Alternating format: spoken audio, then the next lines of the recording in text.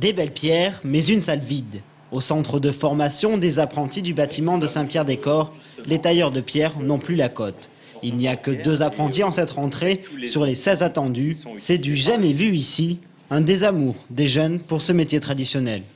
Moins de demandes, et pourtant c'est un très très joli métier avec des bouchées assurées. Voilà, restauration du patrimoine dans le Val-de-Loire, on a ce qu'il faut, on est gâté en matière de châteaux et de monuments historiques.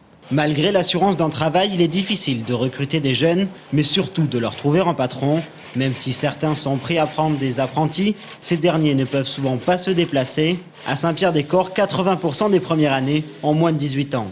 Et puis les difficultés aussi que l'on rencontre beaucoup plus fréquemment quand une entreprise veut former, c'est le problème géographique. Le jeune habite trop loin de l'entreprise et ce qui fait que c'est pas jouable de faire le trajet tous les jours. Le facteur économique entre aussi en compte. Depuis 2005, la rémunération des apprentis dans le BTP est passée de 25 à 40% du SMIC. Les patrons réfléchissent aujourd'hui à 2 fois avant de s'engager. En plus, c'est vrai que la conjoncture, elle n'est pas favorable à l'artisanat.